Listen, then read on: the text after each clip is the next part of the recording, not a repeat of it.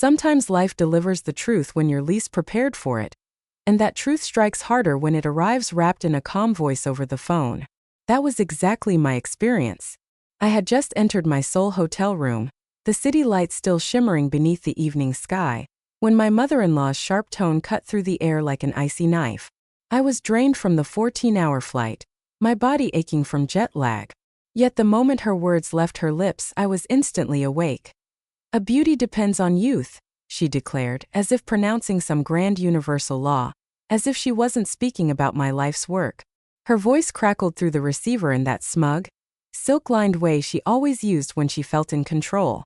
I stood gripping my phone, eyes fixed on the sparkling Seoul skyline, the very city I had flown across the globe to negotiate the most critical manufacturing deal our company had ever pursued. A deal I had spent years chasing. A deal I had secured alone. "Ashley will assume the role of CEO immediately. The board has already signed off." My fingers clenched until my knuckles whitened. For a brief second, the city lights blurred. Not from the view, but from sheer disbelief. Patricia didn't pause. She never did. "Well, don't look surprised, Victoria," she continued, lacing fake sympathy over her words like cheap perfume. "The beauty market is evolving. We need fresh faces, vibrant energy. Ashley connects better with today's consumers." Ashley, my 26-year-old sister-in-law. The girl who joined the company just 6 months ago as a social media manager. The one who had never held a proper job until now. The girl who spent more time arranging selfies than analyzing market data. That Ashley. I kept my voice composed, though a storm brewed inside. "I built this company from scratch," I said evenly, forcing my pulse to slow. "I grew it from a tiny local cosmetics shop into a nationally recognized beauty brand." But Patricia was already savoring her imagined triumph. "Oh, the board concurs with me," she said, relishing each word. "And your husband Michael approved, too. Face it, Victoria, at 42 you're past your peak. This isn't personal. It's business." Except with Patricia, it was always personal. From the day I married Michael 12 years ago, she treated me like an outsider. To her, I didn't belong in their pristine social circle. No achievement mattered. Even after I turned Pure Glow Cosmetics into a $100 million empire, she still saw me as the middle-class girl who had dared to marry into her world. "I understand," I replied, my tone smooth even as my mind raced. "Congratulations to Ashley. I assume you want me to brief her on the Korean manufacturing deal." For the first time, her certainty wavered. "Just a flicker," she admitted. "Yes, that would be appropriate," she said. "Though perhaps Ashley should handle it in her own way." "Of course," I responded. "I'll send the finalized contracts over." "Good night, Patricia." I ended the call and collapsed onto the edge of my bed, letting a long breath escape. They thought they had succeeded, thought they had shoved me out of my own company. They assumed I was unprepared, caught off guard. They were wrong. For months I had sensed the shift. The whispered conversations that halted when I entered boardrooms, the sudden fixation on ownership structures, Ashley's overeager questions about our suppliers and production partners. I wasn't naive. I saw the signs long before their move. That was why I had come to Seoul myself, rather than sending my procurement team. That was why, for 6 months, I had quietly secured exclusive agreements with our most trusted suppliers. And that was why tomorrow's meeting with Korea's largest beauty manufacturer wasn't just important. It was everything. Why phone buzzed. A message from Michael. "Mom told you about Ashley. It's for the best, Vic. You've been overworking. Time to relax." I didn't respond. My husband had always been his mother's puppet, too gentle, too easily influenced. He likely thought he was sparing me the stress of managing the company I had built single-handedly. Another buzz. Ashley this time. "OMG sis, can't wait to revolutionize Pure Glow. Thinking full rebrand. Young, bold, vibrant. Kill it on TikTok." I allowed myself a small smile. Poor Ashley. She had no idea what she was stepping into. She didn't understand FDA rules or the intricacies of the supply chain. She had no grasp of narrow manufacturing margins, no idea of the years of negotiation it took to bring this Korean deal to fruition. I gazed again at the Seoul skyline, lights glittering like scattered stars. In 12 hours, I would sit across from Mr. Kim of K Beauty Labs. finalizing an agreement that would redefine the future of the company. Patricia and Ashley thought they were taking everything. They were about to learn the difference between owning a name and owning its true power. Another buzz, a confirmation email from Mr. Kim about our breakfast meeting. I responded, then opened my laptop to review the contracts one final time. Every clause, every provision, every safeguard, exclusive manufacturing rights, non-compete clauses, proprietary formulas, all ironclad, all under my personal company, not Pure Glow's. Patricia was correct about one thing. This was business. And now she would see how business was actually done. I spent the evening preparing, my mind clear despite fatigue. Years of running Pure Glow taught me timing, the power of patience, the strategy of letting opponents believe they've won before reclaiming everything. Tomorrow would change everything. Tonight, they could revel in their small victory. Let them toast. Let them smile. Let them believe. Revenge, like the perfect beauty formula, required patience. The next morning, I met Mr. Kim in a private rooftop dining room overlooking the Seoul skyline. Daylight bathed the city as we enjoyed a traditional Korean breakfast and finalized every detail. "So, Miss Victoria," Mr. Kim said carefully, his English precise, "do you understand the agreement? Once signed, K-Beauty Labs cannot manufacture for Pure Glow or any partners without your personal approval." "I understand perfectly," I replied, stirring my tea. "The formulas we developed together, registered under Victoria Kim Enterprises, as you requested. Pure Glow holds no legal claim." He scrutinized me. "May I speak freely?" I nodded. "I've heard about leadership changes at Pure Glow. Your mother-in-law contacted other manufacturers." I smiled. Of course she had.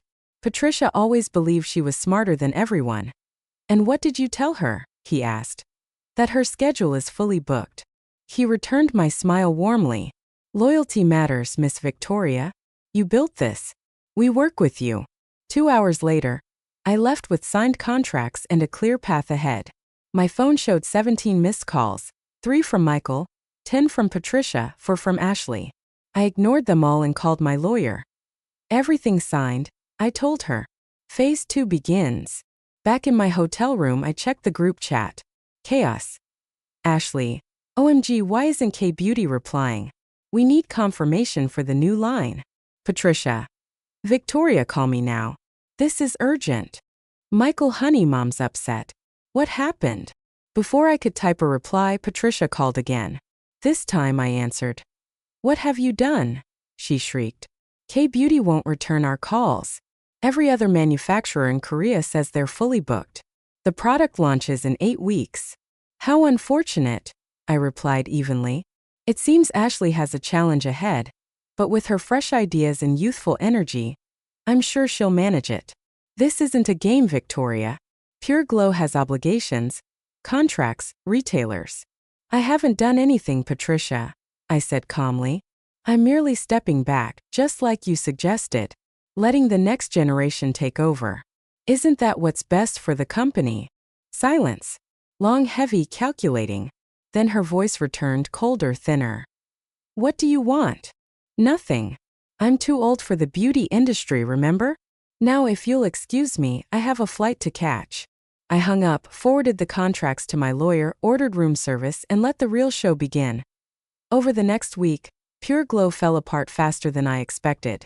Without access to our manufacturing partners or our lockdown formulas, they couldn't proceed with the product launch. Ashley's fresh perspective mostly involved panicking on TikTok about supply chain issues. Patricia tried everything, calling suppliers, threatening, begging, even attempting to approach Mr. Kim behind my back. But K-Beauty Labs honored the deal. They stayed loyal. 10 days after that Seoul meeting, I sat in my home office reviewing the damage. Pure Glow stock had plummeted 30% after news of major manufacturing delays spread. Retail giants were threatening to cancel orders. Beauty influencers whispered about instability. Michael finally appeared, looking exhausted and defeated. "Vic, we need to talk." I looked up from my laptop. "About Mom. She admits Ashley's in way over her head. The company's falling apart." He ran a hand through his hair. "Can't we fix this?" "There is no we, Michael. You signed off removing me as CEO. Remember? You said it was for the best." I know I was wrong. But this is our family's legacy. No, I cut him off. Pure Glow is my legacy. I built it while you played golf with your mother's country club friends.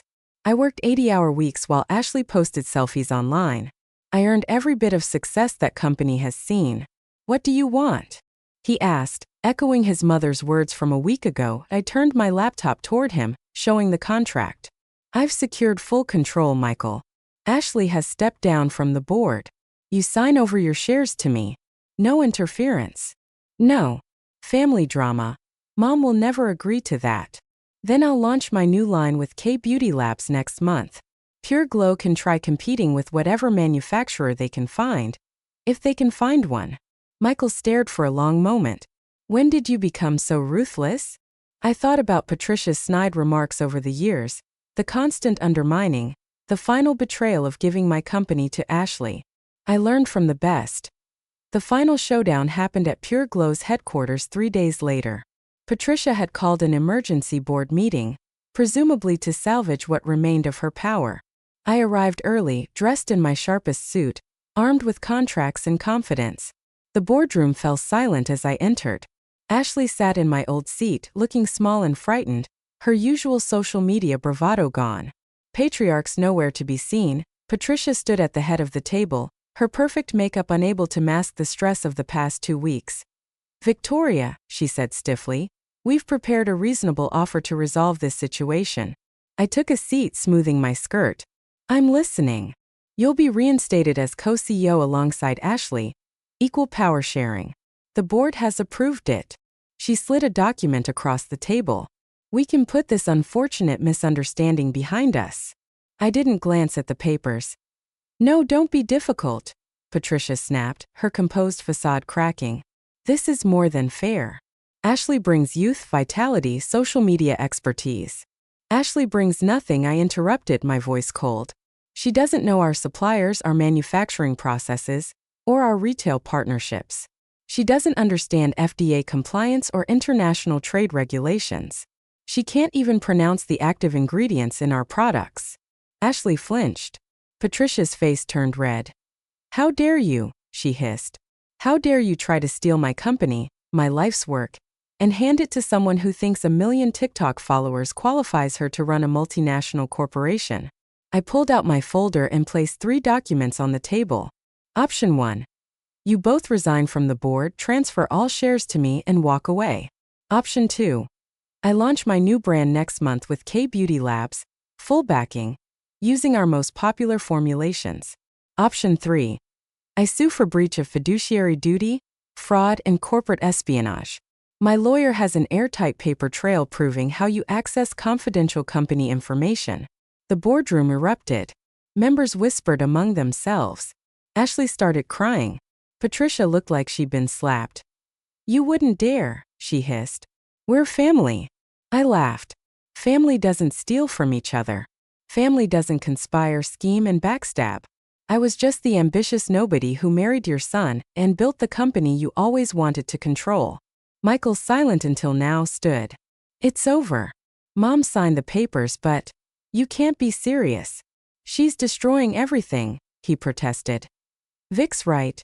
I corrected him. This company exists because of me. Not you, not Ashley, not Mom. We need to go. 3 hours later, I walked out of Pure Glow headquarters as sole CEO and majority shareholder. Patricia and Ashley had signed everything. Their dreams of a corporate takeover crushed by reality and legal consequences. 6 months later, Pure Glow launched its most successful product line ever. The Korean manufacturing deal proved revolutionary, and our new formulations received rave reviews. Ashley returned to being a full-time influencer, occasionally posting sponsored content for competitors. Patricia retreated to her country club, claiming she'd step back from business to focus on family. Michael and I separated amicably. He finally admitted he had spent our entire marriage trying to please his mother at my expense. Late one evening, as I reviewed quarterly reports in my office, I received an unexpected email from Patricia. Victoria, I underestimated you. I thought you were only social media presence or the future of beauty. I was wrong. The company thrives under your leadership. Proving true success comes from experience, vision, and determination, not age. I'm sorry, Patricia. I stared at the screen, then deleted it. Her apology meant nothing. I had learned that success wasn't about age, family ties, or followers. It was about dedication, strategy, and the courage to stand your ground. The Seoul skyline glittered outside my window.